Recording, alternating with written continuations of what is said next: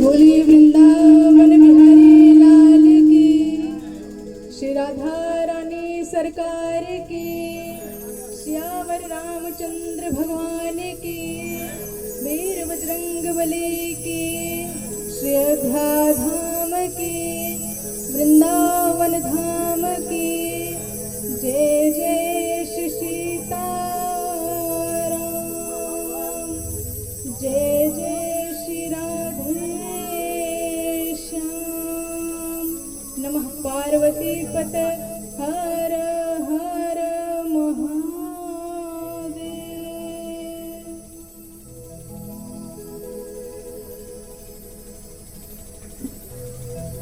श्री गणेशाय नमः, श्री सरस्वती नमः, श्री मातृपितृचरण कमलेभ्यो नमः।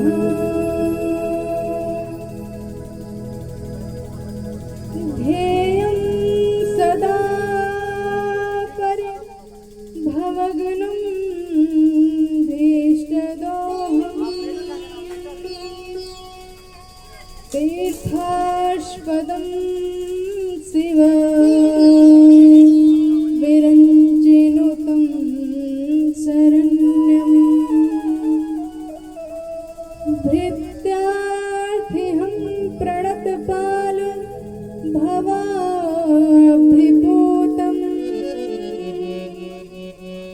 वन्दे महापुरुषते चरणारविन्दम्।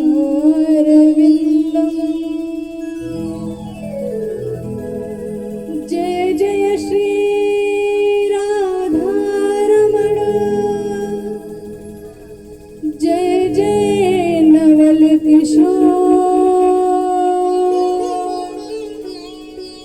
जय गोपी चित चोर प्रभु,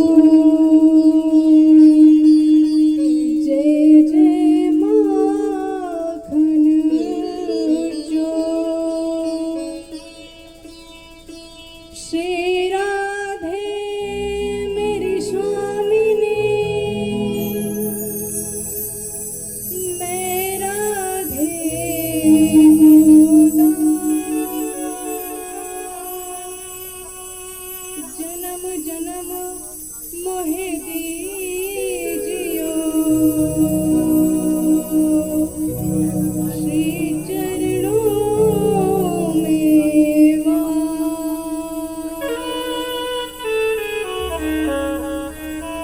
हरि कथा यहाँ होत है, सुनहु वीर मति आय सुवासन लीजियो, तेज कुंज कपिवी।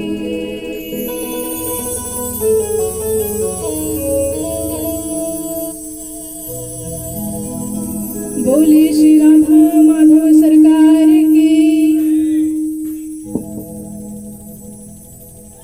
अखिल ब्रह्मांड नायक परात्पर परब्रह्म सच्चिदानंद आनंद कंद करुणा वरुणालय भक्त वांछा कल्पतरु सर्वेश्वर विश्वेश्वर राज राजेश्वर भगवान श्री राघवेंद्र सरकार, अम्बा परम्बा मैया श्री जगत जननी जानकी जी, अनंत बलवंत संत श्री हनुमंत लाल के युगल पादार बिंदुओं में प्रणाम करते हुए समुपस्थित समस्त श्रोतागण, सभी आचार्यगण एवं साथ दे रहे मंचस्थ सभी संगीत के साधकों को मेरी ओर से जय श्री कृष्ण, राधे राधे। एक बार आप सभी एक स्वर में बोलेंगे राधे राधे। हैं तो थोड़े ही लोग, लेकिन ऐसे बोलिए कि आवाज तो कम से कम आए, क्योंकि घर में जब लड़ाई झगड़ा होता है के जो लोग रहते हैं उनको बिना बुलाए ही पता चल जाता है।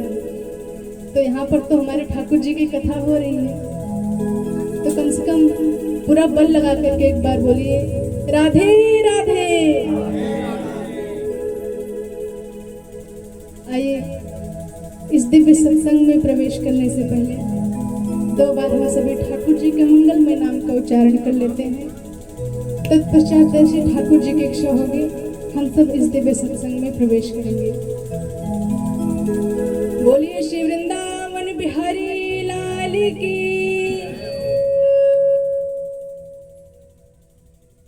जय। गोपाल राधा कृष्ण गोविंद गोविंद जय गोपाल राधा कृष्ण गोविंद गोविंद जय गोपाल राधा कृष्ण गोविंद गोविंद जय गोपाल राधा कृष्ण गोविंद गोविंद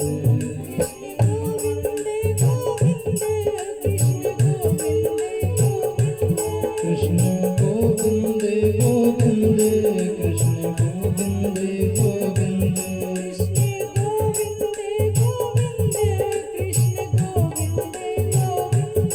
कृष्ण गोविंद गोविंद कृष्ण गोविंद गोविंद जय गोपाल राधा कृष्ण गोविंद गोविंद जय गोपाल राधा कृष्ण गोविंद गोविंद जय गोपाल राधा कृष्ण गोविंद गोविंद।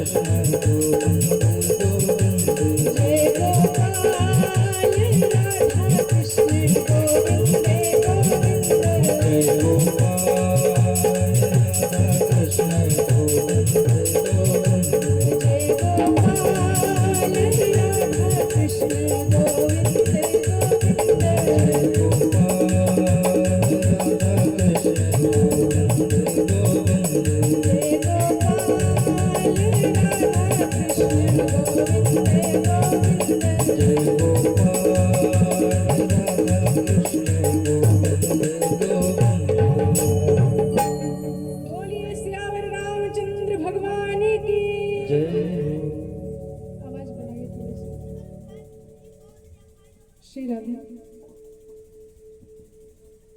तो आज हमारे ठाकुर जी की असीम अनुकंपा से, उनकी दिव्य कृपा से यहाँ पर दिव्य सत्संग का शुभारंभ हुआ है। और ऐसे दिव्य सत्संग का आयोजन कराने वाले भैया, हम नाम तो नहीं जानते, महेश भैया हमारे, उनको हम इस मन से बहुत बहुत साधुवाद धन्यवाद देते हैं। ठाकुर जी की ऐसे ही कृपा सदैव आप पर बनी रहे और ऐसे ऐसे दिव्य आयोजन हमेशा कराते रहे। देखिए, जो भाग्यशाली होते हैं उनके जीवन में तो भगवान धन दौलत, रुपया पैसा, बंगला गाड़ी सब कुछ देते हैं, लेकिन जो परम सौभाग्यशाली होते हैं उनके जीवन में भगवान कथा देते हैं। उन्हीं को कथा श्रवण करने का सुंदर लाभ प्राप्त होता है। और क्योंकि गांव तो हमने देखा बहुत बड़ा है, लेकिन आए कुछ ही लोग हैं। क्योंकि जब ठाकुर जी की हमारी इच्छा रहेगी कि कोई सत्संग श्रवण करे जा करके, क्योंकि उनकी इच्छा के बिना कुछ नहीं होता, तो जिस पर उनकी कृपा है वही यहाँ आकर के पंडाल में कथा श्रवण कर सकता है।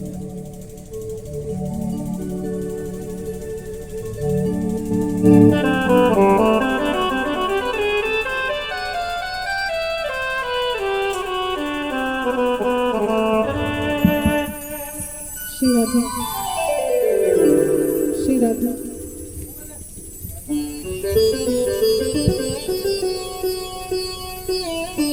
तो जिस पर हमारे ठाकुर जी की कृपा रहेगी, अति हरि कृपा जाहि पर होई, पाँव दे यही मार्ग सोई। जिस पर हमारे ठाकुर जी स्वयं कृपा करेंगे वही दिव्य सत्संग में आकर के कथा को श्रवण करने का अधिकारी बनेगा। और हम पूर्ण विश्वास के साथ आपसे कहते हैं, क्योंकि कथा तो बहुत बड़ी है, इसको हम पूरे जीवन भर गाएं तो भी यह समाप्त नहीं होगी, इसका केवल होना विश्राम ही है।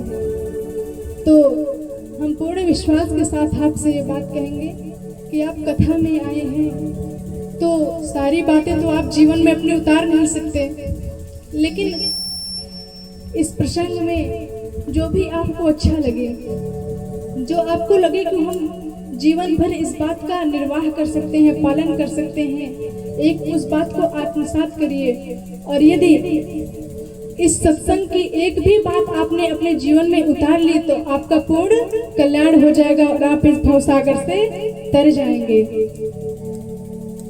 क्योंकि सत्संग की महिमा ही ऐसी है जिसका बखान कोई नहीं कर सकता। एक बार कबीरदास जी से किसी ने कहा कि महाराज, आपने जीवन भर ठाकुर जी की भक्ति की है, उन्हीं के लिए आप जीवन भर तत्पर रहते हैं, उनकी पूजा पाठ में, भक्ति में, और आपके लिए बैकुंठ से बुलावा आया है, आपको ठाकुर जी ने स्वयं बुलावा भेजा है, तो आप जाइए, इस संसार में रह करके क्या करेंगे आप। तो कबीरदास जी ने बड़ा ही अद्भुत उनको उत्तर दिया। कबीरदास जी कहते हैं कि चाहे वहाँ पर मुझे भगवान बुलाएं या फिर कोई भी, लेकिन मैं यह संसार छोड़ करके वहाँ जाने वाला नहीं हूँ। पूछा क्यों? बोले क्योंकि मुझे विश्वास है कि मेरे सत्संग में इतना सामर्थ्य है कि इस सत्संग के बल से एक दिन स्वयं भगवान नारायण उतर करके इस धरती पर आ जाएंगे। बोलिए श्री भगवान नारायण की। तो इसलिए हम कहते हैं कि विश्वास होना चाहिए, क्योंकि जैसे हमेशा हम लोग सुनते हैं कि कोई भी हो तो उसके मुंह से एक बात अवश्य निकलती है कि कोई भी रिश्ता विश्वास की नींव पर टिका रहता है। तो ऐसा ही ठाकुर जी का और हमारा जो संबंध है वो भी विश्वास पर ही टिका हुआ है। जब विश्वास ही नहीं रहेगा तो क्या हो आएंगे? एक बार विश्वास तो करके देखिए। तो जो दिव्य सत्संग हो रहा है इसमें लाभ अवसर आपको प्राप्त हुआ है। हम कहते हैं कुछ मत आत्मसात करिए। सबसे सरल है कि ठाकुर जी का नाम, जिसकी महिमा का बखान हम क्या करेंगे, जिसकी महिमा का बखान स्वयं राम जी नहीं कर सकते, क्योंकि उनका नाम है, फिर भी वह अपनी महिमा का बखान नहीं कर सकते। एक बार प्रश्न आया कि राम जी बड़े हैं कि उनका नाम, अब चारों तरफ यह प्रश्न गूंजने लगा, राम जी बड़े हैं कि राम जी का नाम। सबसे पूछा गया लेकिन किसी को पता नहीं चला। तो इस प्रसंग के लिए एक कथा आती है कि एक बार जब सेतु का निर्माण हो रहा था तो जितने पत्थर थे सब में हनुमान जी राम जी का नाम लिख करके देते थे, और जब ही वह पत्थर समुद्र में डाले जाते वो पत्थर तैर जाते थे। तो अब राम जी देख रहे थे कि मेरे नाम का जो पत्थर है वह समुद्र में भी डूब नहीं रहा, तैर जा रहा है। पता नहीं मुझ में ज्यादा प्रभाव है कि मेरे नाम में। राम जी ने सोचा क्यों ना एक बार परीक्षण करके देखते हैं कि हमें ज्यादा प्रभाव है कि हमारे नाम में। राम जी ने सोचा एक बार हम भी एक पत्थर फेंक के देखें कि हमारे फेंकने से वह डूबता है कि तैरता है। राम जी ने सोचा यहाँ तो नहीं फेंकेंगे, क्योंकि यहाँ पर फेंके और डूब गया तो हमारी बेइज्जती हो जाएगी, सब देख लेंगे, सब बोलेंगे कि सामान्य बंदर भालू फेंक रहे हैं, पत्थर तैर जा रहे हैं, और राम जी ने फेंका तो पत्थर डूब गए। अब राम जी दूर जा करके एकांत में और चारों तरफ पहले अपने देख लिया कोई है तो नहीं। एक पत्थर उठाए और खूब तेज से फेंका, और वह पत्थर जैसे ही समुद्र में गया जा करके डूब गया। अब राम जी ने सोचा बताओ, हम स्वयं फेंक रहे हैं तो वह पत्थर डूब जा रहा है, और ये वानर भालू फेंक रहे हैं तो वो तैर रहा है। बताओ हमसे ज्यादा इनमें प्रताप है क्या? राम जी ने कहा चलो कोई बात नहीं, हमने ही तो देखा है, किसी और ने तो देखा नहीं है।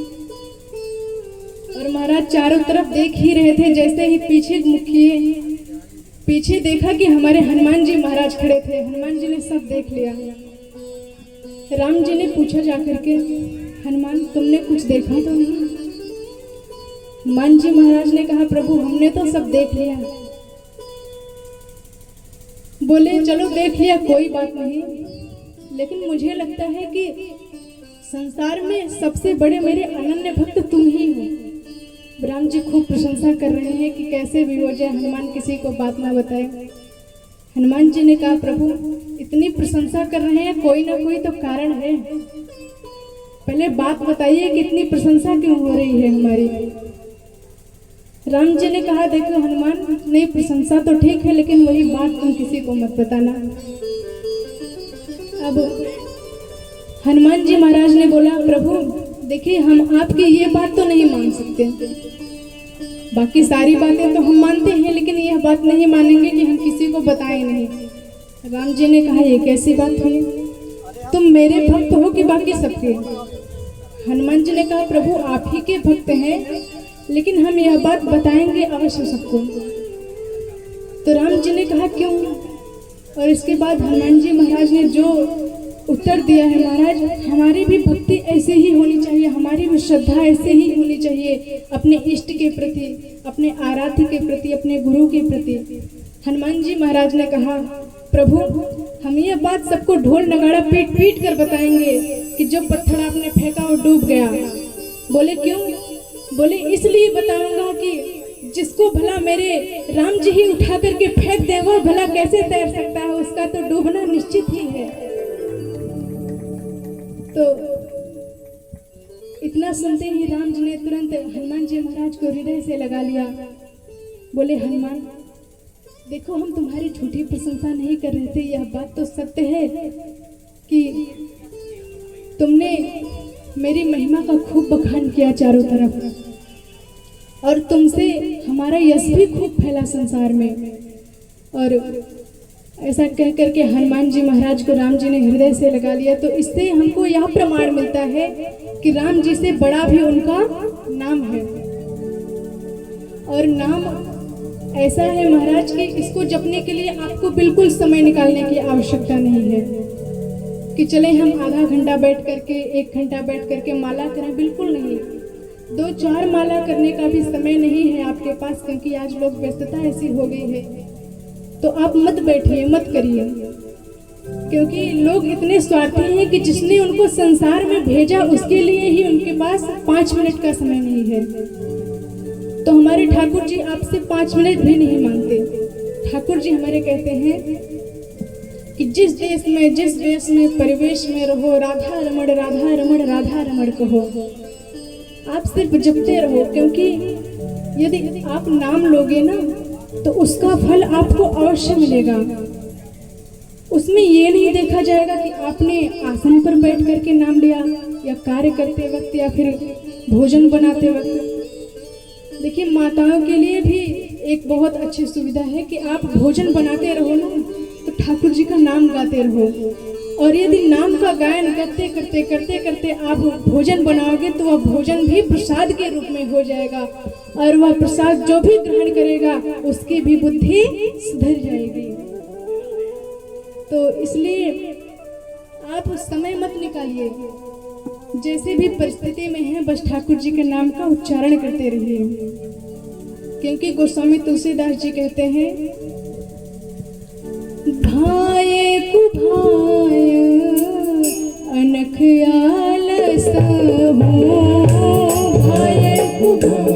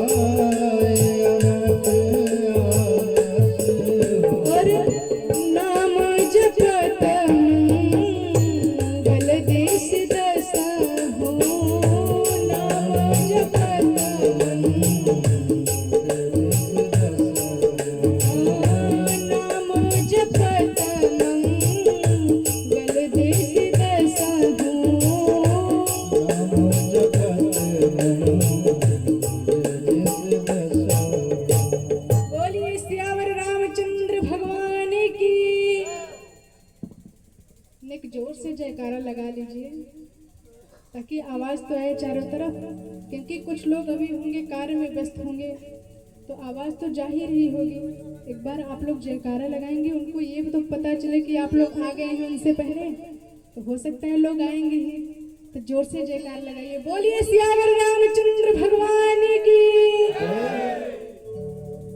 तो गोस्वामी तुलसीदास जी कहते हैं, भाय कुभाय अनख आलसहु, नाम जपत मंगल दिशि दसहु। मतलब कि नाम लेने के लिए कोई आपको निश्चित प्रक्रिया नहीं बताई गई, निश्चित स्थान नहीं बताया गया, कुछ नहीं बताया गया कि नाम आपको कैसी परिस्थिति में लेना है। नाम लेने के लिए आप किसी भी स्थान में हो, कोई भी कार्य कर रहे हो, लेकिन ठाकुर जी का नाम स्मरण करते रहिए। क्योंकि नाम की महिमा इतनी है कि राम जी खुद उसका बखान नहीं कर सकते। तो इसलिए नाम हमेशा जप करते रहिए, जपते रहिए, जपते रहिए, कुछ भी कार्य करते रहिए। क्योंकि यदि कार्य करते समय आप नाम का जप करेंगे तो आपका वह कार्य पूजा बन जाएगा। और महाराज खुद से नहीं हो पा रहा है तो सबसे सुलभ है कि आप भगवान के जो दास हैं उनका संग करिए। क्योंकि उनके पास तो सत्संग के सिवा और कोई कार्य नहीं है। नित्य प्रति हर पल सत्संग, ठाकुर जी का नाम गायन कीर्तन। तो यदि आप खुद से नहीं कह पा रहे हैं तो कम से कम ठाकुर जी के जो भक्त हैं उनका साथ करेंगे। तो यदि आपके कान में भी ठाकुर जी का नाम पड़ेगा तो उससे भी आपका कल्याण हो जाएगा, इतना ही काफी है। एक बार प्रेम से बोलिए राधे राधे राधे राधे। तो संत जो है हमारे, और देखिए संत के साथ रहने में आपको यह भी डर नहीं है कि हमसे कोई गलती हो जाएगी, हम कुछ अपराध कर बैठेंगे, बिल्कुल नहीं। क्योंकि संत हृदय नवनीत समाना, उनका हृदय इतना सरल है महाराज कि आप बहुत गलतियां करते जाओ करते जाओ करते जाओ, लेकिन उनको कोई फर्क नहीं है। जिस प्रकार यदि आप चंदन के पेड़ में कुल्हाड़ी मारेंगे तो चंदन का पेड़ भले ही कट जाएगा, लेकिन वह कुल्हाड़ी जो होगी वह सुगंधित हो जाएगी। तो जिस प्रकार चंदन कुल्हाड़ी को कटने के बाद भी अपनी सुगंध प्रदान कर देता है, उसी प्रकार हमारे संत यदि आपसे उनका अपराध भी बन जाए तो भी वह आपको क्षमा कर देते हैं। और संत का तो महाराज लक्षण भी यही है, जो हर परिस्थिति में एक समान रहे। संत इस संसार को कैसे देखते हैं? कहते हैं, सिया राम मैं सब जग जानी, सिया राम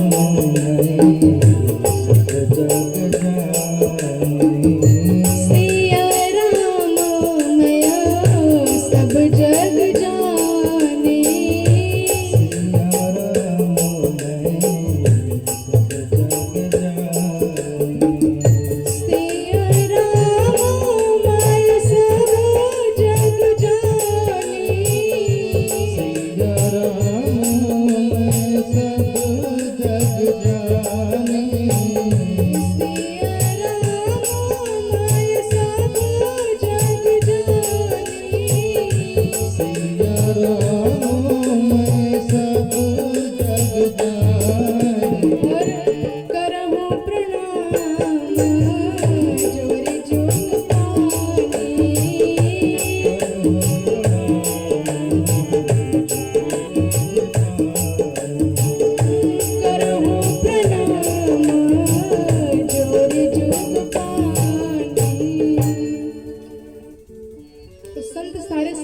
कैसे देखते हैं? सिया राम में। देखिए, जब गोस्वामी तुलसीदास जी श्री रामचरितमानस की रचना कर रहे थे ना, तो पहले तो उन्होंने यह चौपाई लिख दी, लेकिन उसके बाद क्या हुआ कि वह यह चौपाई मिटाने जा रहे थे। इसके पीछे भी एक कथा है कि एक बार क्या हुआ कि एक बालक था जो वन में विचर रहा था। वो चारों तरफ जा रहा था तो गोस्वामी तुलसीदास जी ने उससे कहा कि तुम इससे आगे मत जाना, यहाँ पर घनघोर जंगल है और वहाँ पर एक सांड है जो कि बहुत खतरनाक है, वो लोगों को पाता है तो मार डालता है। तो देखिए, जो कुबुद्धि के लोग होते हैं उनको सरल बात समझ में नहीं आती महाराज।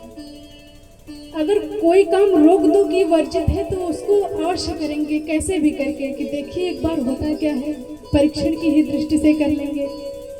तो वह आगे चला गया व्यक्ति, और आगे चला गया तो महाराज जिसके लिए रोका गया था वही हुआ। खूब धुनाई की उसकी सांड ने।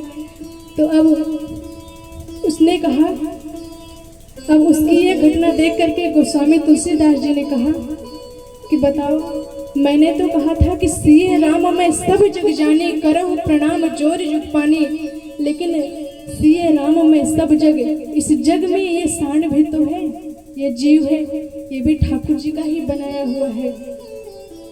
इस संसार में जो कुछ भी है सब ठाकुर जी का है, सब उन्हीं से निर्मित है। तो भला यदि इस सांड में ठाकुर जी का रूप होता तो यह इस व्यक्ति को मारता क्यों? और ठाकुर जी यदि इसमें वास करते होते तो वह भला किसी व्यक्ति को क्यों मारेंगे, किसी का नुकसान क्यों चाहेंगे? अब उस व्यक्ति के मन में यह बात घूमने लगी। उसने तुलसीदास जी से कहा कि यह चौपाई आपने लिखी है जो गलत है। तुलसीदास जी ने कहा, महाराज कभी कभी जो बात सामने हो उसको भी समझ लिया करो। देखिए, जो सरल बात रहती है लोग उसको नहीं समझना चाहते। अब उस बालक की दृष्टि इस बात पर नहीं गई कि उस सांड के पास जाने से पहले मुझे किसी ने रोका भी तो था, उसके अंदर भी ठाकुर जी का वास था। यदि उसने रोका तो मुझे मान जाना चाहिए था, यदि मैं मान जाता तो आगे जाता ही नहीं, तो ये सब होता क्यों? लेकिन वहां तक तो बुद्धि ही नहीं गई, क्योंकि हमारी बुद्धि केवल विकार ढूंढती है। हम जो भी निगेटिव रहता है वही सोचते हैं, पॉजिटिव चीजें नहीं सोचते, भले ही हमारे सामने सब रखा हो। तो गोस्वामी तुलसीदास जी मिटाने तो जा रहे थे, लेकिन जब उनके दिमाग में यह बात आई तो उन्होंने मिटाया नहीं, क्योंकि उन्होंने कहा कि पहले तो इसको रोका भी गया था ना। राम जी का अवतार उस जीव में भी था जिसने इसको रोका, तो राम जी ने पहले रोका। पहले हमारे प्रभु रोकते हैं, लेकिन यदि आप नहीं बात मानोगे तो उसका परिणाम तो भुगतना ही पड़ेगा। तो इसीलिए कहने का पूर्ण आशय यही है महाराज कि ये सब बातें यदि आपसे नहीं हो सकती, अच्छा कार्य नहीं कर पा रहे हैं आप, ठाकुर जी का नाम आपसे स्मरण नहीं होता, तो संतों का संग करिए, सबसे सरल उपाय है। हमारे संतों के हृदय ऐसे हैं कि आपसे कोई भी बेकार हो जाए, लोग नौकरी करने जाते हैं तो वहाँ पर डर रहता है कि यदि हम कोई गलती कर देंगे तो हमें मालिक से डांट खानी पड़ेगी, लेकिन यहाँ के जो मालिक हैं उनसे कोई आपको भय नहीं है। यदि इनके दास जो हैं, इनके दास के भी आप दास बनोगे तो भी आपका कल्याण हो जाएगा। ऐसे हमारे ठाकुर जी की कृपा है। तो आइए हम सब तब तक एक भजन श्रवण करते हैं, फिर आगे की कथा में प्रवेश करेंगे।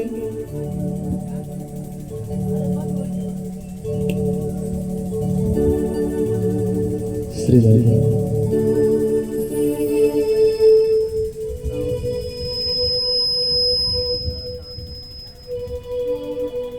जहाँ नाथ रख दोगे,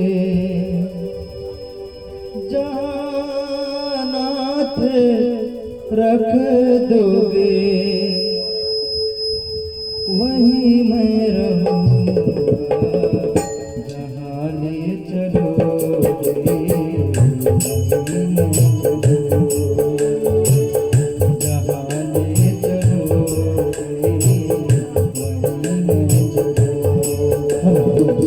जहाँ नाथ रख दोगे, जहाँ नाथ रख दोगे, वहीं मैं रहूँगा।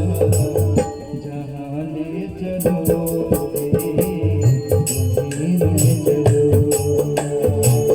जहाँ ले चलोगे वहीं मैं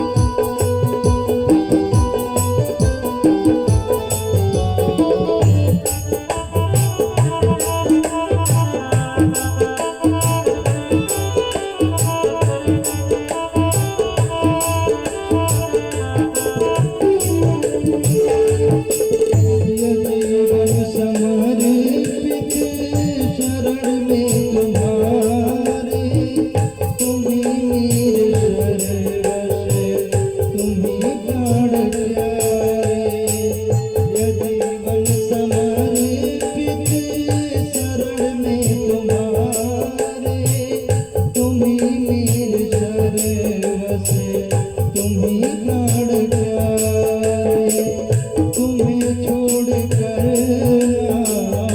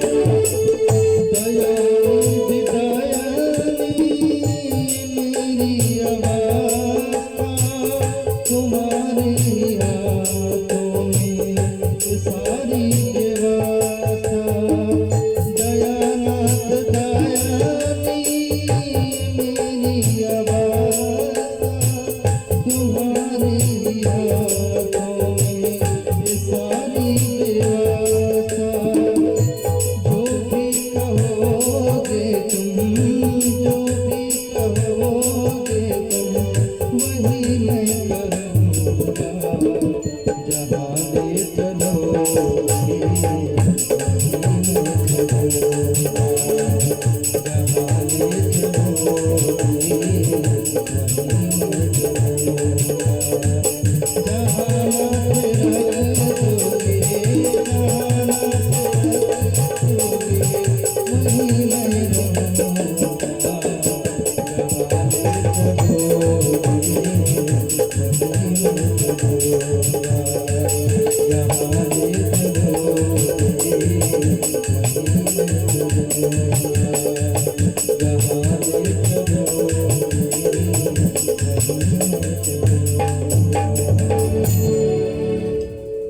सियावर रामचंद्र भगवान की।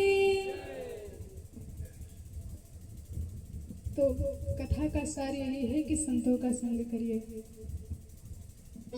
क्योंकि आजकल जो लोग गृहस्थ में हैं वो हर एक जगह अपनी चालाकियां ही लगाते हैं कि किससे हमारा लाभ हो सबसे ज्यादा। ऐसे ही एक बार एक पति पत्नी थे, उनके यहाँ पर एक मेहमान आ गए। अब मेहमान आए तो मेहमानों से देवी जी जो होते हैं घर में वो सबसे पहले उठ जाते हैं। अब आ गए हैं, जा ही नहीं रहे हैं, प्रतीक्षा कर रहे हैं कि कब चले जाएं तो हमको भी छुट्टी मिल जाएगी थोड़ा। अब बार बार कुछ कहा जा रहा है कि कब जाना है, क्या कैसे कुछ भी, लेकिन मेहमान जी को कोई फर्क नहीं है। तो श्रीमती जी ने कहा कि देखिए हम इनसे ऊब गए हैं, आप कुछ भी करके इनको यहाँ से हटाइए, इनको वापस भेजिए वरना हम अपने मायके चले जाएंगे, बना के खाना फिर रोटी खुद से। अब उन्होंने कहा उनके पति ने कि आप चिंता मत करो, मैं कुछ ऐसी व्यवस्था करूंगा कि आज मेहमान को यहाँ से वापस भेज दूंगा। तो उन्होंने अपनी पत्नी से कहा एक काम करो, हम लोग लड़ाई करते हैं खूब, और यदि हम लोग लड़ाई करेंगे तो तुम कह देना कि हम भोजन नहीं बनाएंगे, तो हम मेहमान जी से कह देंगे कि यहाँ पर भोजन बनाने वाला कोई नहीं है, इससे आपका अपमान होगा, भोजन नहीं मिलेगा, तो आप चले जाइए। तो अब दोनों में खूब झगड़ा होने लगा, लड़ाई होने लगी। मेहमान जी ने सोचा क्या हो रहा है, खूब लड़ाई झगड़ा हुआ। तो जो उनके पतिदेव थे उन्होंने कहा कि तुम रहो सुख से और हम जा रहे हैं घर छोड़ करके। चले गए बेचारे। तो मेहमान जी ने सोचा कि इनके पतिदेव तो चले ही गए हैं, एक स्त्री के साथ पराई स्त्री के साथ एक घर में रहना ये तो वर्जित है, इसलिए हम भी अपना रास्ता देखें, यहाँ से निकले। तो मेहमान भी अपना बोरिया बिस्तर बांधे और निकल गए। तो जब बाहर व्यक्ति खड़ा था, चुपके से उसने देखा कि मेहमान चले गए, तो अंदर आकर के श्रीमती जी से बोला, कह रहे भगवान तुमको पता है हम तो झूठ मूठ का लड़ाई कर रहे थे। तो पत्नी ने कहा आपको क्या लगा कि हम सच में लड़ रहे थे, हम भी तो झूठे ही में लड़ रहे थे। और महाराज इतने में मेहमान आए, बोले क्या पता हम झूठ में गए थे, हम सच में थोड़ी गए थे, हम भी झूठे ही में गए थे। तो ऐसे ऐसे गृहस्थ के लोग हैं, जबकि कहा गया है कि अतिथि देवो भव। हमारे घर में मेहमान आए तो उसका सम्मान करना चाहिए, लेकिन माताएं सबसे पहले उठ जाती हैं। तो महाराज इतना प्रयत्न किया, लड़ाई झगड़ा भी किया, फिर भी अतिथि देव आकर के फिर से घर में बस गए। तो इसलिए हर जगह अपनी चालाकियां नहीं लगानी चाहिए।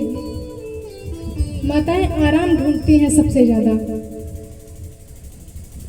आराम की भी व्यवस्था हमारे ठाकुर जी के पास है। कहते हैं कि आराम की जो तलब है तो एक काम कर, आराम की जो तलब है तो एक काम कर, आराम की शरण में और राम राम कर। सबसे सरल उपाय है आराम का, यदि आपको आराम चाहिए तो, क्योंकि आजकल लोगों को आराम नहीं मिलता, सबसे ज्यादा इसी से परेशान है। इसलिए ठाकुर जी के शरण में आइए, ठाकुर जी के शरण में तो सब कुछ है, आकर के तो देखिए और उनको उनसे मांगिए। लोग जाते हैं मंदिर में, सब धन दौलत मांगते हैं, रुपया पैसा मांगते हैं, कोई ठाकुर जी से ठाकुर जी को नहीं मांगता। कितने लोग यहाँ पे ठाकुर जी से ठाकुर जी को मांगते हैं? ईमानदारी से हाथ उठाइएगा।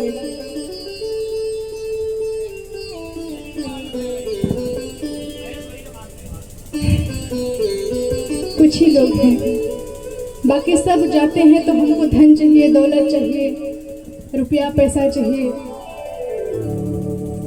लेकिन जब आप ठाकुर जी से ठाकुर जी को मांगेंगे, क्योंकि मंदिर में जाने के बाद लोगों के रंग दूसरे रहते हैं और मंदिर से बाहर आने के बाद बदल जाते हैं। वहां पे कहेंगे तन मन धन सब तेरा, सब कुछ है तेरा, तेरा तुझको अर्पण क्या लागे मेरा।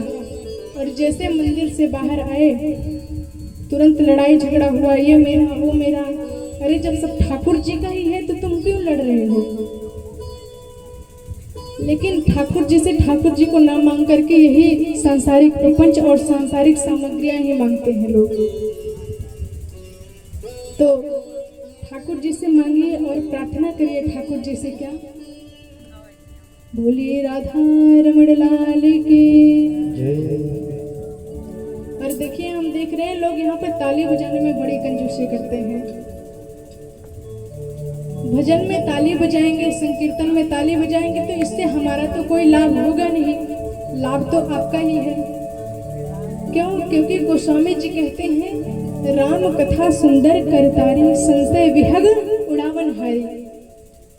यदि आप कथा में ताली बजाएंगे तो आपके मन के जितने भी संशय हैं, जैसे ताली बजाने के बाद चिड़िया उड़ जाती है ना, उसी प्रकार सारे संशय उड़ जाएंगे। तो एक बार आप सभी मन लगा करके हमारे साथ गाइए भी और ताली की भी सेवा कीजिए। ये दिल तेरा दीवाना, ये दिल तेरा दीवाना, बता क्या करे सांवरे तुझको पाना, बता क्या करे सांवरे तुझको पाना, बता क्या करे सांवरे तुझको पाना, बता क्या करे। ये दिल तेरा दीवाना, ये दिल तेरा दीवाना, ये दिल तेरा दीवाना, दिल तेरा दीवाना, बता क्या करे सांवरे तुझको पाना, बता क्या करे सांवरे तुझको पाना, बता क्या करे। मीठी मीठी तालियों के साथ सुनिए हरि बोल। ये नाम कृपा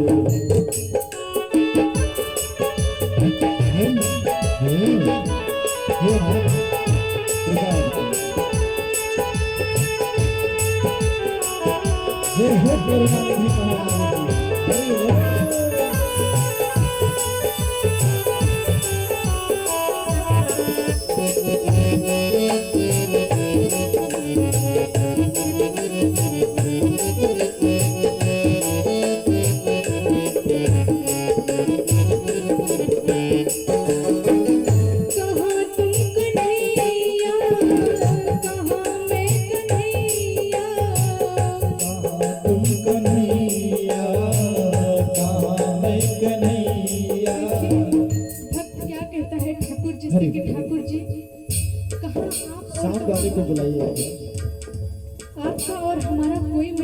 हैं। हम तो भवसागर में फंसे हैं और आप तो भवसागर से पार लगाने वाले हैं।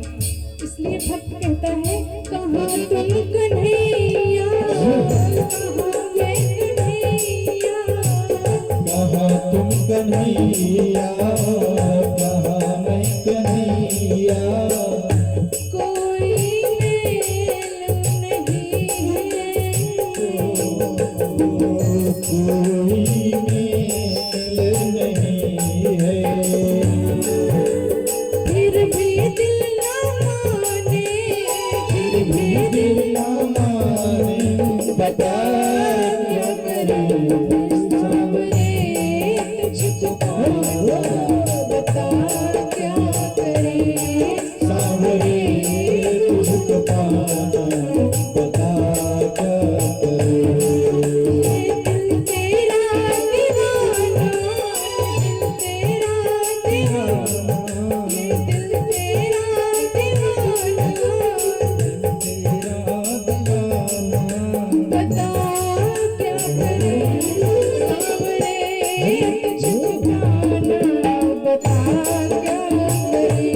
सांवरे तुझको पाना, बता क्या करें सांवरे तुझको पाना, बता क्या करें सांवरे तुझको पाना, बता क्या करें सांवरे तुझको पाना, बता क्या करें सांवरे तुझको पाना, बता क्या करें सांवरे तुझको पाना, बता क्या करें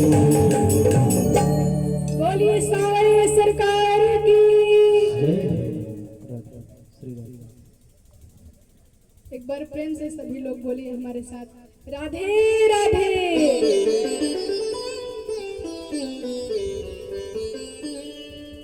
तो ठाकुर जी से कहिए कि ठाकुर जी हमें आप चाहिए, हम आपको पाना चाहते हैं। और जिस दिन महाराज ठाकुर जी को मांग लोगे ना, उस दिन के बाद आपको कुछ भी मांगने की आवश्यकता नहीं पड़ेगी, क्योंकि वही तो पूरे संसार है, उन्हीं से तो सब निर्मित है। जब आपके पास समुद्र ही रहेगा तो आपको किसी से एक गिलास पानी मांगने की क्या आवश्यकता है। उसी प्रकार जब ठाकुर जी आपके पास है ना, तो आपको कुछ भी मांगने की आवश्यकता नहीं है। और ठाकुर जी से मिलाने का कार्य कौन करता है? सर्वप्रथम ठाकुर जी को प्राप्त करने के लिए हमें लगता है कि सर्वप्रथम जो नौका है वो हमारे गुरुदेव भगवान है। गुरु जी जो है सर्वप्रथम वही साधन है जो हमें ठाकुर जी तक जोड़ सकते हैं। देखिए, डायरेक्ट तो हमारे पास इतना सामर्थ्य नहीं है कि हम ठाकुर जी को प्रसन्न कर लें, लेकिन यदि आपकी गुरु के प्रति निष्ठा है तो गुरु आपको ठाकुर जी तक पहुंचा के रहेगा। क्योंकि गुरुदेव भगवान के जो चरण होते हैं ना, उनके नख जो होते हैं, उस चरण के नख में जो प्रकाश होता है, यदि आप उसका भी स्मरण कर लेंगे तो भी आप जहां भी रहेंगे आपका हृदय स्वच्छ हो जाएगा। दर्शन से आपके नेत्र सफल हो जाएंगे। देखिए, ठाकुर जी हमारे जब राम जी ने अवतार लिया तो उन्होंने स्वयं इस धराधाम पे आकर के हमको शिक्षा दी कि हम गुरु के प्रति कैसे निष्ठावान बने, गुरु के प्रति कैसा व्यवहार करें। आजकल सब माता पिता दोष देते हैं कि हम अपने बच्चों को इतना पढ़ा लिखा रहे हैं, लेकिन इनको आता जाता ही नहीं है कुछ। उसका कारण भी सर्वप्रथम माता पिता ही हैं, क्योंकि माता पिता जो है वो बच्चे को पढ़ने के लिए भेजते नहीं हैं, बल्कि अब तो ट्यूशन लगवा देते हैं, कोचिंग लगवा देते हैं, आकर के गुरुदेव स्वयं घर पे पढ़ा करके जाते हैं।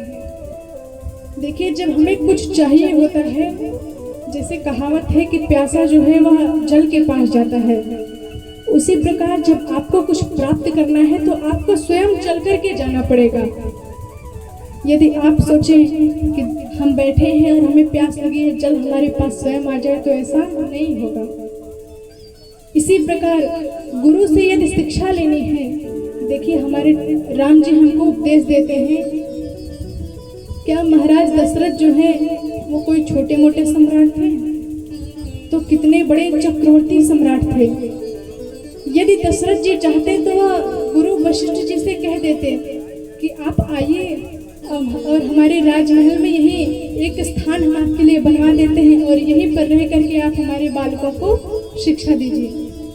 लेकिन उन्होंने ऐसा नहीं किया, क्योंकि राम जी इस धराधाम पे आए हैं तो उनका मुख्य उद्देश्य ही है हम लोगों को शिक्षा देना।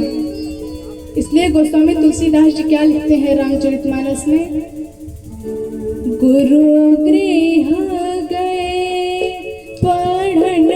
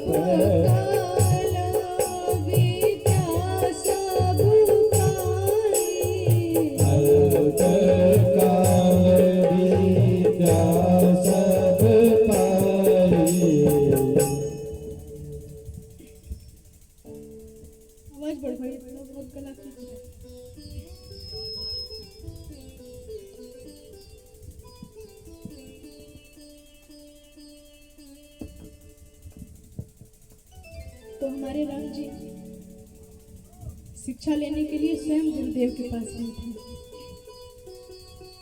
तो हम सबको भी गुरु जी के पास स्वयं शिक्षा लेने के लिए जाना चाहिए चलकर, और जाना भी चाहिए तो कैसे जाना चाहिए? बहुत ज्ञानी बन के नहीं, अज्ञानी बन के। क्योंकि यदि आप कहीं पर जाएंगे और ज्ञान का अभिमान लेकर के साथ में जाएंगे तो आपको कोई क्या देगा? आप जब पहले से ही भरे हैं तो आप में क्या भरा जाएगा? दो लाइन है बड़ी प्यारी की, जब बाल्टी भर जाए तो नल को बंद कर देना चाहिए, नहीं तो सारा जल व्यर्थ जाता है। तो उसी प्रकार यदि आप खाली होकर के जाएंगे तब तो गुरुदेव आप में कुछ भरेंगे भी। ऐसे ही एक बार वर्षा हो रही थी और एक पात्र था जो कि उल्टा रखा था, पात्र का मुंह नीचे की तरफ था। तो बहुत वर्षा हुई, घनघोर वर्षा हुई, लेकिन वह पात्र तो उल्टा है तो भरेगा कैसे? और जब वर्षा समाप्त हुई तो पात्र ने, उस बर्तन ने वर्षा से कहा कि तुम्हें अपने ऊपर शर्म नहीं आती है? तुम्हारे इतने बरसने का मतलब क्या है जब तुम एक छोटे से पात्र को नहीं भर पाए? तो बादल ने क्या जवाब दिया? बादल ने कहा, अरे भरा तो वो जाता है जो खाली रहता है, जो सीधा रहता है, भला जो पहले से ही उल्टा रखा हुआ है उसमें क्या ही भरा जाएगा? तो इसीलिए पहले अपने आप को खाली कर लीजिए, तब गुरु जी के पास जाइए, तब तो गुरु जी आपको देंगे भी कुछ। और गुरु के प्रति समर्पण होना चाहिए। आजकल के ना महाराज शिष्य वैसे हैं और ना ही गुरु। शिष्य को भी अहंकार आ जाता है, यदि उनको कहीं कारणवश गुरु जी की चप्पल उठानी पड़ गई तो उनको बहुत छोटा कार्य लगता है। और गुरु भी ऐसे हैं कि उनको लगता है कि यदि हम शिष्य को सब सिखा देंगे तो यह भला हमसे आगे ना निकल जाएगा। ये भी कारण है। तो ना ही आज के समय के गुरु वैसे हैं और ना ही शिष्य। लेकिन जब आप गुरु दीक्षा लीजिए, गुरु मंत्र लीजिए, तो पहले गुरु का चुनाव करिए और खुद से मत करिए, ठाकुर जी पर समर्पित करिए। ठाकुर जी को बताइए, ठाकुर जी हम दीक्षा लेना चाहते हैं, आप कृपा करिए कि हमें कोई योग्य वर मिले, जो गुरु हमें इस भवसागर से पार करा दे, हमें ऐसा गुरु मिले। जिस प्रकार एक कन्या का जब विवाह होता है तो वर जितना महत्व रखता है, उसी प्रकार जब एक शिष्य दीक्षा लेने के लिए, दीक्षा प्राप्त करने के लिए जाता है तो गुरु का भी उतना ही महत्व होता है। यदि गुरु आपका सामर्थ्यवान है तो आपका पूरा जीवन बदल देगा और आपको ठाकुर जी की प्राप्ति करा देगा। लेकिन यदि गुरु ही आपको शिक्षा देने में डरेगा कि कहीं मेरा शिष्य आगे न निकल जाए, तो संसार से क्या बताइए, इस संसार के जो समुद्र हैं छोटे मोटे, उससे भी आप नहीं पार हो सकते। गुरु की प्रति निष्ठा रखिए, क्योंकि गुरु वो कनेक्शन है जो डायरेक्ट आपको ठाकुर जी तक जोड़ देता है। हमारे ठाकुर जी भी यही उपदेश देते हैं कि हमसे पहले गुरु का सम्मान करिए। तो गुरु का सम्मान करिए, संतों का संग करिए और ठाकुर जी का नाम स्मरण करिए। कथा का पूरा सार ही यही है। नाम का स्मरण करने से ना जाने कितने तर गए हैं, कितनों का उद्धार हो गया है। और सीधे की तो छोड़ो महाराज, उल्टा नाम जपने वाले भी आज ब्रह्म ज्ञानी बन गए हैं। गोस्वामी जी लिखते हैं रामचरितमानस में, उल्टा नाम जपत जग जाना, उल्टा नाम जपत जग जाना, उल्टा नाम जपत जग जाना, उल्टा नाम जपत जग जाना, उल्टा नाम जपत जग जाना, उल्टा नाम जपत जग जाना, उल्टा नाम जपत जग जाना, वाल्मीकि भेद ब्रह्म समाना,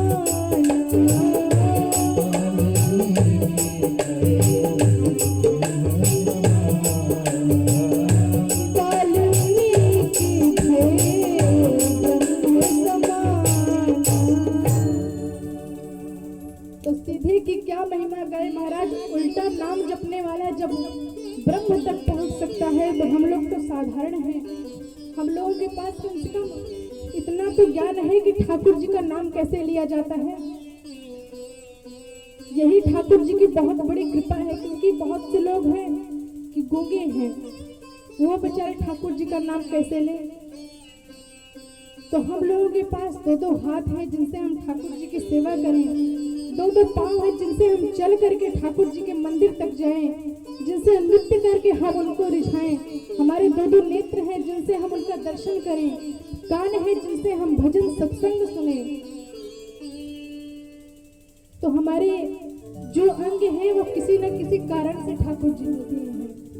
तो जिस कार्य के लिए दिए गए हैं उसी कार्य में लगाइए ना। अब आजकल का ऐसा समय आ गया है कि हमें हाथ से कुछ अच्छा ही करने को चाहिए। भजन में कोई ताली बजाने को कह दे, ठाकुर जी की सेवा करने को कह दे, तो उसमें मन नहीं लगता है। और पैरों से कहे महाराज तो मंदिर तक जाने का तो किसी का मन ही नहीं करता। कहीं प्रपंच हो रहा हो, कहीं लड़ाई झगड़ा हो रहा हो, कोई भी कार्य जिसमें जाने की बिल्कुल आवश्यकता नहीं है, उसमें लोग दौड़ करके जाएंगे। बारात में नाच लेंगे, लेकिन यदि ठाकुर जी की कथा हो रही है तो उसमें नहीं नाचेंगे, क्योंकि उसमें उनको नाचते वक्त शर्म लगती है। सबसे बड़ी बात, कथा में नाचते वक्त शर्म लगती है, मस्तक पर तिलक धारण करते वक्त शर्म लगती है, धोती कुर्ता पहनते वक्त शर्म लगती है। तो जब इन सब कार्यों के लिए शर्म लगेगी आपको, और जिसके लिए शर्माना चाहिए महाराज, वो सब करने में कोई शर्म नहीं है। छोटे छोटे वस्त्र पहन करके टहलने में कोई शर्म नहीं है, लोगों को गालियां देने में कोई शर्म नहीं है, अपशब्द बोलने में कोई शर्म नहीं है, गंदे दृश्य देखने में भी कोई शर्म नहीं है। और यहाँ तक तो महाराज ठीक था, आजकल तो हमारे इस भारत देश में पता नहीं क्या क्या हो रहा है। जिनको ठाकुर जी ने जिन जीवों को इतना उदार हृदय दे करके यहाँ भेजा था संसार में, आज वो जीव एक दूसरे के जान के दुश्मन बन गए हैं। और ऐसी ऐसी घटनाएं सुनाई देती हैं कि सुन करके महाराज दिल दहल जाता है कि एक जीव दूसरे जीव को टुकड़े टुकड़े कर डालता है और उसके हृदय में बताओ दया भी नहीं आती। बताइए कितनी गलत बात है। अरे तुमको क्या करने के लिए भेजा गया था और तुम क्या कर रहे हो? जब जीव माँ के गर्भ में रहता है तो वहां पर जैसे हमारा शरीर कहीं से कट जाता है तो यदि उस पर कुछ लगे, नमक लग जाए या फिर कुछ भी तीखा पदार्थ लगे तो हमें बड़ा जलन होता है। उसी प्रकार जीव मांस का लोथड़ा रहता है माँ के गर्भ में, तो माँ जैसा भोजन, जैसा प्रसाद पाती है, जब तीखा खाती है तो उसको जलन होती है, खट्टा खाती है तब भी उसको जलन होती है। तो जब वहाँ पर इतना कष्ट पाता है, इतने दुख पाता है, तो ठाकुर जी से प्रार्थना करता है कि ठाकुर जी आप कृपा करके मुझे संसार में भेज दीजिए, मुझे इस नरक से निकालिए और मैं आपको वचन देता हूँ कि मैं इस संसार में जा करके आपकी भक्ति करूंगा। लेकिन वह गर्भ ज्ञान जो है वो गर्भ तक ही रह जाता है महाराज। संसार में आते ही माया मनुष्य को जकड़ लेती है और माया में पढ़ करके कौन कहे ठाकुर जी को याद करने के लिए। ठाकुर जी का नाम भी लोगों को अच्छा नहीं लगता। बहुत से लोग कथा में आते हैं तो बैठ करके केवल इधर उधर की बातें करते रहेंगे और रोकने पर महाराज क्रोधित भी हो जाते हैं। देखिए कथा में यदि आइए तो कथा देखिए, कथा में आकर आप बैठे ये बिल्कुल भी जरूरी नहीं है। आप आए कथा में बैठे रहे और चले गए, क्या मतलब? जब ये कथा आप में बैठ जाए महाराज तब ही इस कथा की सार्थकता है। ये कथा आप में बैठनी चाहिए। कथा से आए हो तो कुछ ले करके ही जाना है यहाँ से। अब चप्पल उप्पल चुराने की बात थोड़ी ना हो रही है। चप्पल नहीं चुराना, नहीं तो कुछ ना मिले तो कुछ चुरा के ही ले जाओ। कुछ चुरा के नहीं ले जाना है। यहाँ पर जो लेके जाना है ना, उसको ना कोई आपसे छीन सकता है, ना कोई देख सकता है। देखिए इस 2 घंटे 3 घंटे जितनी देर भी सत्संग हो, यहाँ से एक बात केवल लेके जाइए, जो आरंभ में भी कहा था हमने और अब भी कह रहे हैं कि सत्संग की एक बात भी आपका पूरा जीवन बदलने का सामर्थ्य रखती है। तो केवल एक बात ले जाइए, क्योंकि बहुतों का तो पालन किसी से हो नहीं सकता, क्योंकि गृह कार्य नाना जंजाला, बहुत से गृह कार्य हैं, बहुत जंजाल हैं। लेकिन उसमें से यदि जो आपको लगे कि जिसका हम पालन कर सकते हैं उसको ले लीजिए और पालन करिए जीवन भर। तब देखिए ठाकुर जी की कैसे कृपा बरसती है आप पर। लोग कार्य करते नहीं है, भजन करते नहीं है और ठाकुर जी को दोष पहले देने लगते हैं। और मनुष्य की यह भी आदत बड़ी अजीब है कि जब कोई अच्छा कार्य होगा तो वो बताएगा सारे संसार में, सब जगह घूम फिर करके पूरे गांव में कि मैंने किया, मैंने किया।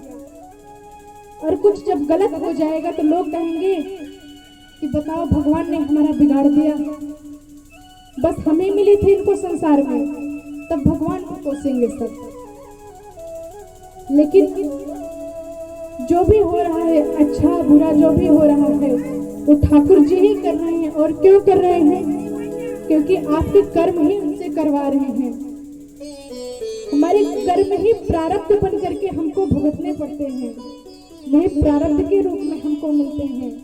और कलयुग तो ऐसा युग है महाराज कि इसमें आपको प्रारब्ध की भी आवश्यकता नहीं है। जैसा करोगे तैसा तुरंत भरोगे। यहाँ पर बिल्कुल देरी नहीं है। जितना सरल साधन विद्यमान है उतना ही सरल आपके पापों का फल भी सतयुग में, त्रेता युग में, द्वापर युग में तो ये था कि आपको बड़े बड़े यज्ञ करने पड़ते थे। तपस्या करो, यज्ञ, तपस्या, पूजा, फल बहुत करने पड़ते थे, तब जा करके बड़े बड़े महान ऋषि तो हजारों हजारों वर्ष तक तपस्या करते थे, फिर भी ठाकुर जी की प्राप्ति नहीं होती थी। लेकिन इस कलयुग में केवल एक ही आधार है, क्या? ठाकुर जी का नाम। गोस्वामी जी कहते हैं, कलियुग केवल नाम आधारा, कलियुग केवल नाम आधारा, कलियुग केवल नाम आधारा, कलियुग केवल नाम आधारा, गावहि नर पावहि भव धारा, गावहि नर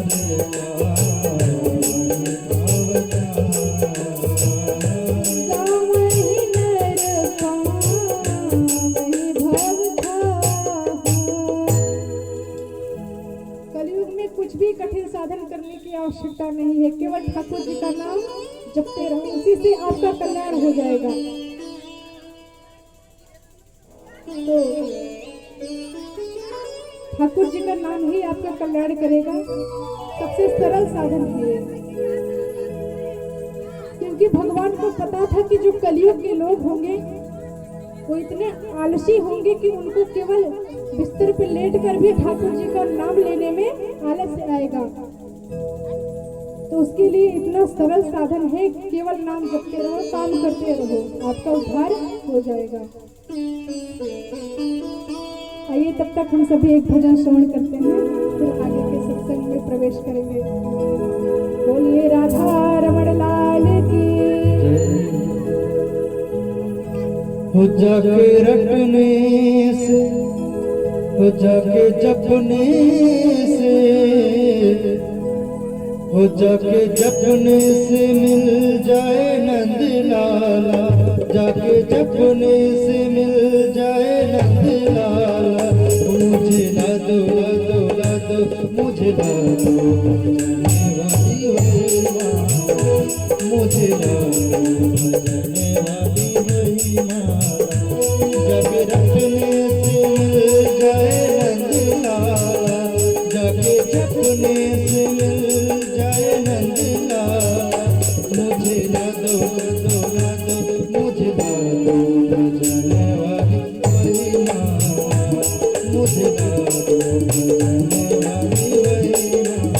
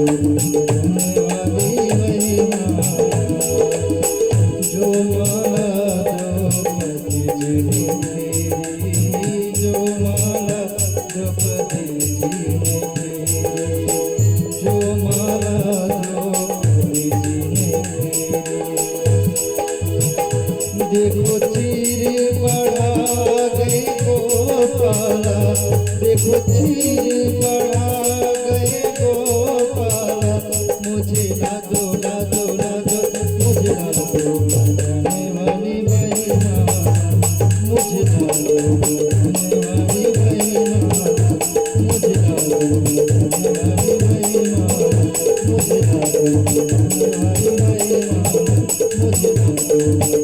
जाने वही माना। बोलिए श्री वृंदावन बिहारी लाल की।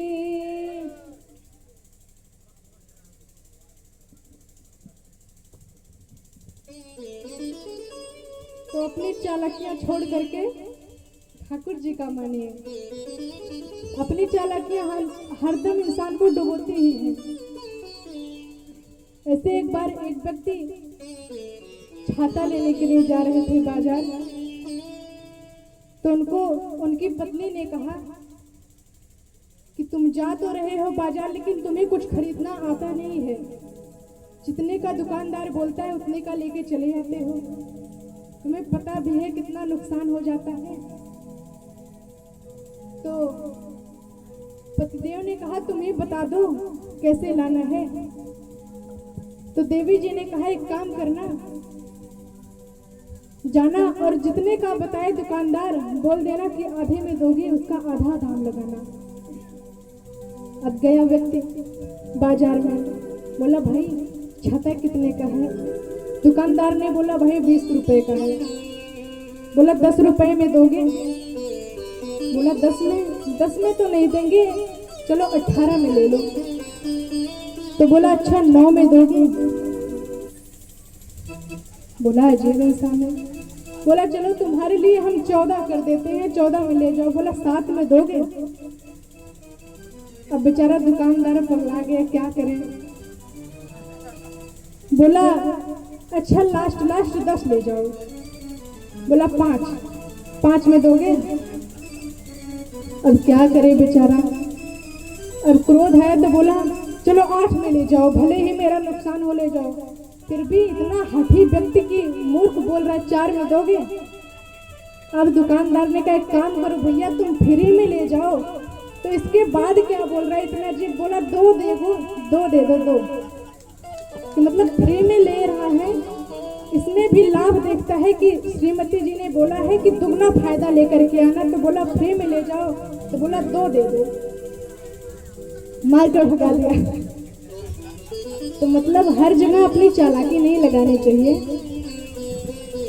कई बार जो चीजें जहां पर जैसे हैं वैसे ही अच्छी लगती हैं, आपकी चालाकियां उनको बिगाड़ देती हैं। और ये सद्बुद्धि कैसे आएगी? संतों से ही आएगी हमें, क्योंकि वही तो है अब इस संसार में। क्योंकि उनके लिए ये धन जो है ये धन नहीं है, उनके लिए केवल राधा नाम ही धन है। हमारा धन राधा श्री राधा यही गाते हुए फिरते हैं। तो संतों से शिक्षा लो, कुछ ना समझ में आए तो शिक्षा लो कि कैसे वह 24 घंटे एक ही कार्य करते रहते हैं, लेकिन वह उठते नहीं हैं। लेकिन हम कोई भी कार्य करें तो हम तुरंत उठ जाते हैं। थोड़ी देर किया, अब तो मन नहीं लग रहा, अब दूसरा करना है। संत का ऐसा लक्षण है। एक बार संत एकनाथ जी महाराज नदी में स्नान करने के लिए गए, और एक मूर्ख व्यक्ति था। उसने सोचा कि प्रतिदिन नदी में स्नान करने के लिए जाते हैं, आज हम इनकी परीक्षा लेंगे। तो परीक्षा कैसे ले रहा है? जब संत जी स्नान करके वापस जा रहे थे अपने आश्रम की ओर, तो उसने मार्ग में उनके ऊपर थूक दिया। अब संत वापस से गए, फिर से नदी में स्नान किया, फिर आए और फिर थूक दिया। मतलब ऐसे अनेकों बार क्रम चलता रहा। संत तो नहीं थके महाराज, लेकिन वह व्यक्ति थूकते थूकते थक गया। और अंत में जब संत स्नान करके जाने लगे तो उनके चरणों में गिर करके बोला, महाराज मुझे क्षमा कर दीजिए, मैंने आपका इतना अपमान किया, लेकिन मुझे एक बात समझ में नहीं आई कि मैंने आपका इतना अपमान किया, लेकिन आपने उसके बदले में मुझे दंडित क्यों नहीं किया, दंड क्यों नहीं दिया? संत ने कहा तुम मूर्ख हो और तुम्हारा कर्तव्य क्या है, तुम्हारा कार्य क्या है? मूर्खता करना। तो जब तुम मूर्ख होकर के अपने कर्म से च्युत नहीं हो रहे हो, तो मैं भला संत होकर के अपने कर्म से कैसे भटक जाऊं? मेरा तो कार्य ही है सबको क्षमा करना। संत की नजर हमारी बुराइयों पर नहीं जाती। और संत ने कहा कि इसमें तुमने मेरा कोई अपमान नहीं किया, इसमें तो मेरा ही लाभ हुआ क्या, क्योंकि बार बार मुझे गंगा स्नान करने का सुंदर पुण्य प्राप्त हुआ।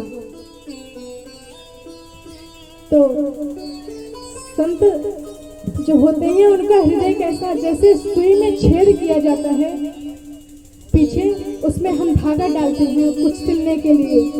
तो जब हम सिलने के लिए धागा किसी कपड़े में या किसी में डालते हैं सुई, तो सुई तो पहले छेद कर देती है, लेकिन कपड़ा जो होता है उसको धागा अपना तन दे करके ढक देता है, उसके छेद को दिखने नहीं देता। उसी प्रकार हमारे संत जो होते हैं, ये ना हमारे अंदर कितने भी खोट रहे, लेकिन यह अपना सत्संग, अपने सत्संग के प्रभाव से अपनी छाया दे करके आपके अंदर का जो विकार है उसको प्रकट होने नहीं देते। एक बार प्रेम से बोलिए संत भगवान की। अब तो माताएं भी आ गई हैं, भीड़ ज्यादा हो गई, तो कम से कम एक बार जयकारा लगा लीजिए साहस से, क्योंकि ऐसा भी नहीं है कि 2-4 दिन आपको श्रवण करना है, एक दिन का तो अवसर मिला है। तो एक बार सभी जयकारा लगाएंगे, बोलिए सियावर रामचंद्र भगवान की। तो ठाकुर जी से प्रीत लगाइए और गाइए क्या, मेरी लगी श्याम संग प्रीत, ये दुनिया क्या जाने, मेरी लगी श्याम संग प्रीत, ये दुनिया क्या जाने, लगी श्याम संग प्रीत, ये दुनिया क्या जाने, लगी श्याम संग प्रीत, ये दुनिया क्या जाने, मेरी लगी श्याम संग प्रीत, ये दुनिया क्या जाने, क्या जाने कोई क्या जाने, क्या जाने कोई क्या जाने, क्या जाने कोई क्या जाने, क्या जाने कोई क्या जाने, मुझे मिल गया, मुझे मिल गया, मुझे मिल गया मन का मेल, ये दुनिया क्या जाने, मुझे मिल गया मन का मेरी लगी श्याम संग प्रीत, ये दुनिया क्या जाने, मेरी लगी श्याम संग प्रीत, ये दुनिया क्या जाने।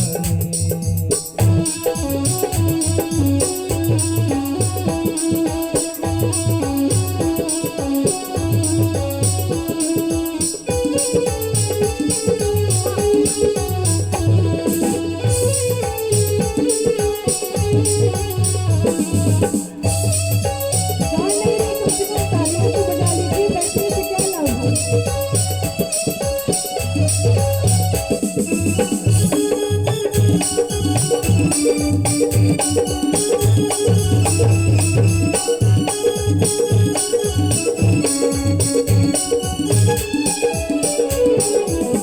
जब लिखी मैंने श्याम की जपती, सभी लगी मैंने श्याम की जब से, हरी बावरी में तो तब से, हरी बावरी मैं तो तब से, बागी प्रेम की डोर मोहन की, अभी प्रेम की डोर मोहन से, नाता तोड़ा मैंने जग से, नाता तोड़ा मैंने जग से,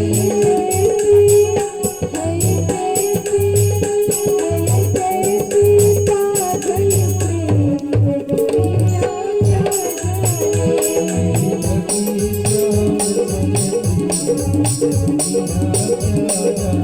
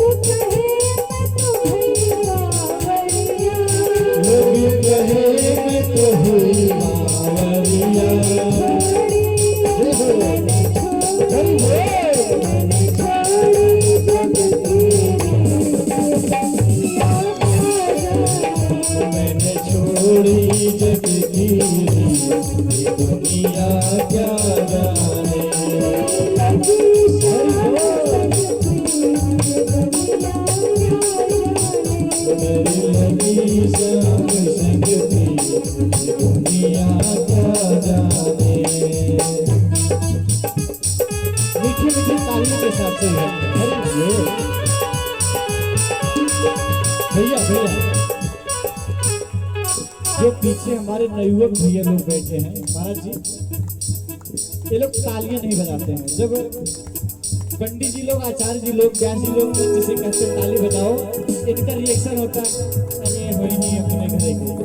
लेकिन भैया आपको बताइए, एक नारा बहुत प्रसिद्ध रहा आपने किया, जिस ओर जवानी चलती है उस ओर जमाना चलता है। तो कुछ ऐसा कार्य कीजिए, अच्छा कीजिए। देखिए आपके पीछे बाबूजी लोग बैठे हैं, तो जब नवयुवक लोग बजाएंगे ना, तो जो कहा थे ना, बूढ़ ठेल बैठा है भजन गावे ताली बजावे, तो कम से कम तोहका देखी देखा बजे ही महाराज। और आपको बताऊं, भगवान न करे ऐसा दुख किसी के यहाँ आए, भगवान न करे ऐसा दुख किसी के आए। ताली बजाने का लाभ बता रहा हूं भैया। हमारे जिले के सबसे सुप्रसिद्ध डॉक्टर हैं, कार्डियोलॉजिस्ट, हार्ट विशेषज्ञ डॉक्टर AK सिंह, नाम सब सुने होंगे। आप लोग कभी उनसे वार्तालाप कीजिए। कोई भी हार्ट के पेशेंट रहते हैं जिनको हार्ट अटैक जैसी बीमारी रहती है महेश भैया, जब वो डॉक्टर के पास जाते हैं, डॉक्टर सबसे पहले उनको मॉर्निंग वॉक और इवनिंग वॉक, जो हम लोग सुबह शाम टहलते हैं। आप अंबरनाथ में रहते हैं महाराष्ट्र में, वहां लोग पार्क में टहलते हैं, यहाँ लोग खेत खलिहान मेन डांड और रोडे और चौराहा चक्रोटे में टहलते हैं। तो डॉक्टर बताते हैं जब आप चलिए तो अपने दोनों हाथ खोलिए और खूब तेज तेज से तालियां बजाइए। और ऐसे आप लोग काफी लोग को देखेंगे ऐसे तालियां बजाते होंगे। जब व्यास जी कहते हैं, हमारे करुणानिधि आचार्य जी कहते हैं मंच से कि ताली बजाइए, तो लोग नहीं बजाते हैं। लेकिन जब अपने प्राण पे आन पड़ती है महाराज, जब डॉक्टर कहते हैं तो तालियां बजाते हैं। तो हम क्यों ना ऐसा कार्य करें, हमको उस समय देखना ही ना पड़े। तो आप लोग जहां भी सत्संग, भजन, कीर्तन, कथा में बैठिए, ताली अवश्य बजाइए। तो मीठी मीठी ताली बजा, सब लोग ताली बजाएंगे। हरि बोल, तालियों के साथ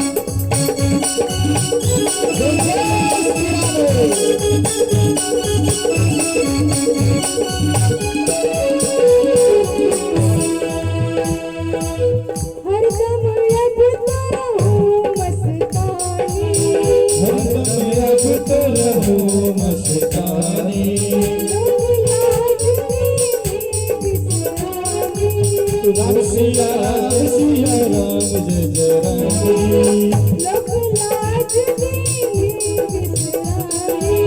लखी लाज को मैं बिसराई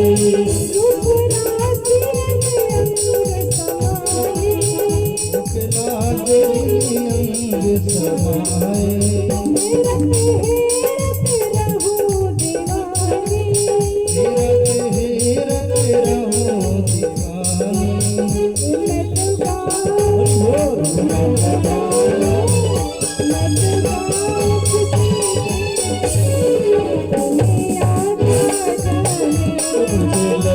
श्याम संग प्रिय दुनिया क्या जाने, श्याम संग प्रिय दुनिया क्या जाने।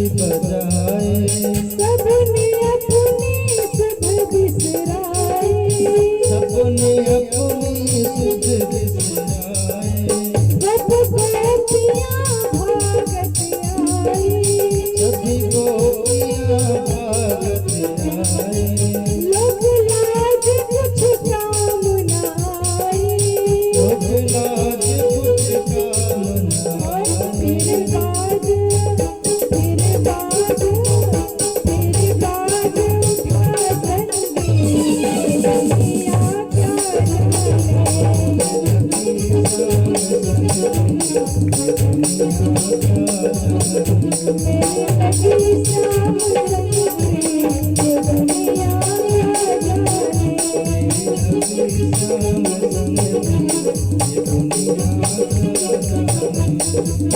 क्या जाने कोई क्या जाने, क्या जाने कोई क्या जाने, क्या जाने कोई क्या जाने, क्या जाने कोई क्या जाने। मुझे मिल गया, मुझे मिल गया, मुझे मिल गया मन का मेरा, ये गया मन का ये दुनिया का जाने। मेरे लगे शाम संग ये दुनिया क्या जाने। लगे श्याम संग ये दुनिया का जाने। मेरे लगे शाम संग ये दुनिया क्या जाने। लगे श्याम संग ये दुनिया का जाने। बोलिए राधा माधव सरकार की, सियावर रामचंद्र भगवान की।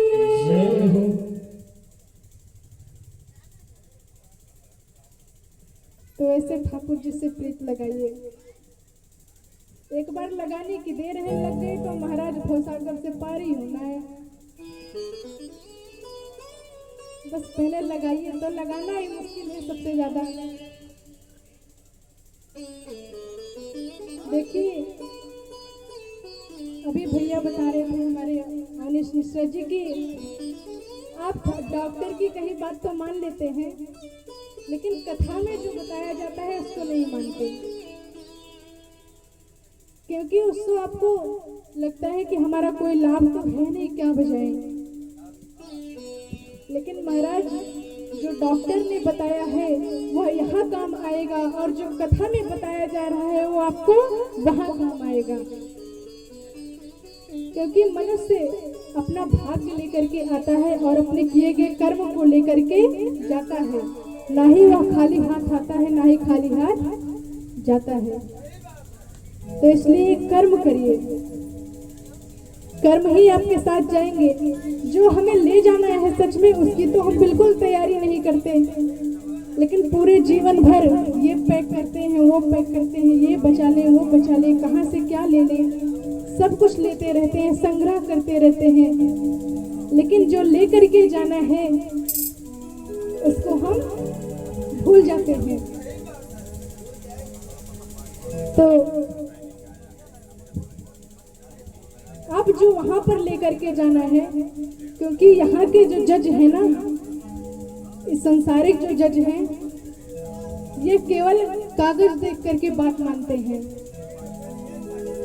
लेकिन वहाँ के जो हमारे जज हैं वो किसी का कागज देख करके या फिर किसी की बात सुन करके नहीं मानते। वहाँ पर तो उनके कर्म दिखते हैं जो व्यक्ति गया है, और व्यक्ति के कर्म देख करके ही वहाँ पर निर्णय किया जाता है। लोग कहते हैं ठाकुर जी का नाम लेने से लाभ क्या है। बहुत से लोग हमसे पूछते हैं कि महाराज जी देखिए, आप कहते हैं कि मनुष्य पूरे जीवन भर पाप करे, लेकिन यदि अंत तो गत्वा अंत में जा करके ठाकुर जी का एक नाम ले ले तो उसका कल्याण हो जाता है। तो यदि पूरे जीवन भर पाप करने वाले का भी कल्याण हो जाता है, तो मनुष्य को पूरे जीवन भर भगवान का नाम लेने की और पुण्य कर्म करने की क्या आवश्यकता है। जब पाप करने वाले और पुण्य करने वाले दोनों की सामान्य स्थिति होनी है, तो क्या मतलब इतना पुण्य करने का संसार में। लेकिन नहीं, ऐसा नहीं है। अजामिल ने अंत में भगवान का नाम लिया था तो उसको सदगति नहीं मिली थी, मोक्ष नहीं मिली थी, उसको फिर से संसार में आना पड़ा था, फिर से जन्म लेना पड़ा था। लेकिन अंत में उसने नाम तो ले लिया, ये सबसे बड़ी बात है। अंत में ठाकुर जी का नाम निकलना भी बहुत कठिन कार्य है, क्योंकि उसके लिए भी यदि आपके जीवन के कुछ किए गए पुण्य नहीं रहेंगे ना, तो आप ठाकुर जी का नाम ले ही नहीं सकते।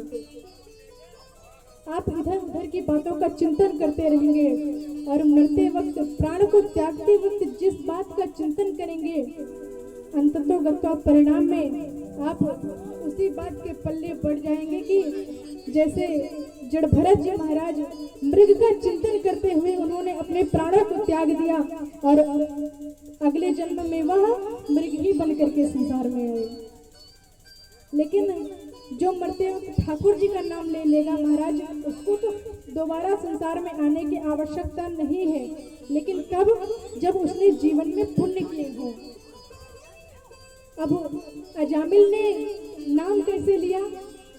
क्योंकि वह पहले बहुत वेदवादी ब्राह्मण था, उसने बहुत से पुण्य कर्म किए थे, लेकिन उसने एक वैश्या को भोग करते हुए देख लिया, लेकिन इससे उसके मन में विकार उत्पन्न हो गया और इसी विकार के कारण वह अपने घर में वैश्या को लेकर के आया और उसी में लिप्त रहने लगा। सारे जो सद्गुण थे, जो सत्कार्य थे, सबको त्याग दिया और अंत में जब मरने लगा तो उसके मुख में ठाकुर जी का नाम आया। वह उसके पुण्य कर्मों का ही प्रताप है। क्योंकि आप सोचो कि हम पूरे जीवन भर पाप कर ले और अंत में ठाकुर जी का नाम ले लेंगे, तो महाराज अंत में क्या पता, क्या गारंटी है कि आप होंगे नहीं होंगे? क्या पता आपकी आवाज चली जाए, किसी भी कारण से आप बोल ना पाओ, कोई भी बात हो सकती है। इसलिए जब तक अवसर है तभी तक ले लो, नहीं तो बाद में कोई गारंटी नहीं कि कौन यहाँ पर कितने दिन के लिए आया है। कोई 100 वर्ष का होकर के जा रहा है तो कोई 20 वर्ष का होकर के जा रहा है। लोगों से कहो कि दीक्षा ले लो, मंत्र ले लो, तो यही एक बात कहते हैं कि अभी तो हमारी खेलने खाने की उम्र है, दीक्षा जब 50-60 वर्ष के हो जाएंगे तो ले लेंगे। लेकिन महाराज, क्या आपके पास कोई ऐसा वारंटी कार्ड है कि आप 60 वर्ष तक जीवित ही रहेंगे? बीच में भी तो मृत्यु हो सकती है ना मनुष्य। तो इसलिए समय रहते जिसने गुरु का सहारा ले लिया और गुरु दीक्षा ले ली, तो उसको समझ लीजिए महाराज भवसागर से पार ही होना है। तो समय रहते हुए ठाकुर जी का नाम उच्चारण करिए, समय रहते हुए सत्कर्म करिए, और जो अंत में ठाकुर जी का नाम लेता है उसकी दूसरी सदगति होती है। जो पूरे जीवन भर ठाकुर जी का नाम लेता है उसकी दूसरी गति होती है, और जो बिना ठाकुर जी का नाम लिए पुण्य कर्म करता रहता है उसकी भी दूसरी गति होती है। बोलिए सियावर रामचंद्र भगवान की। तो इसलिए ये मत सोचिए कि अभी पहले पाप कर्म कर ले फिर बाद में ले लेंगे ठाकुर जी का नाम। जब तक अवसर है महाराज तब तक ले लो। कितने लोग तो नाम लेने के भी लायक नहीं है, किसी के पास बुद्धि ही नहीं है कि हमें नाम लेना है, और किसी के पास मुख ही नहीं है जिससे नाम लेना है। एक बार एक व्यक्ति था, एक गुरु का शिष्य था, तो बहुत हठी था महाराज।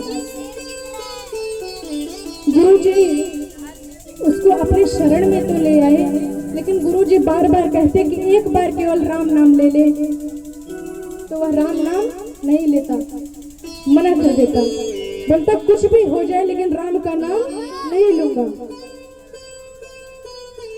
बार बार समझाया, गुरुजी ने अनेकों बार प्रयत्न किया कि राम जी का नाम ले ले, लेकिन नहीं लिया।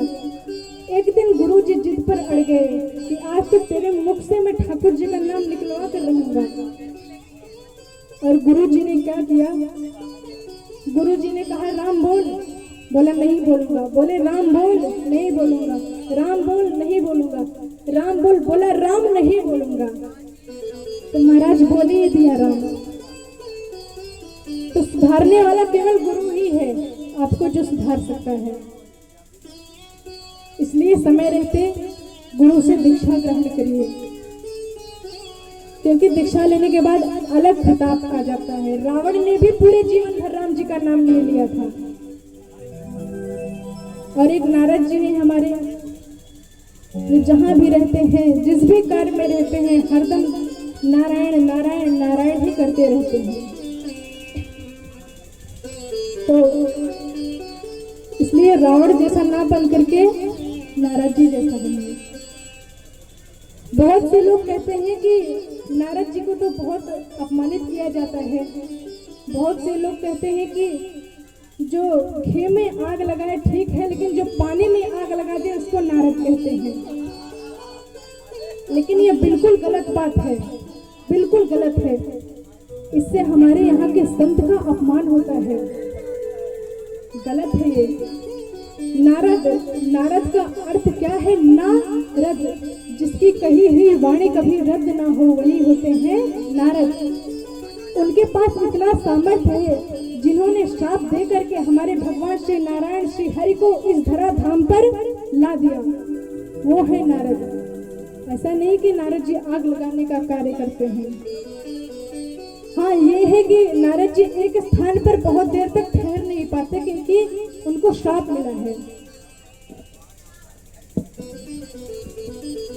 एक बार एक सुंदरी स्त्री ने उनसे विवाह का प्रस्ताव दिया, तो नारद जी ने मना कर दिया। इससे उस स्त्री ने उनको श्राप दे दिया कि नारद जी, मैं आपको श्राप देती हूँ कि आप एक स्थान पर क्षण भर से ज्यादा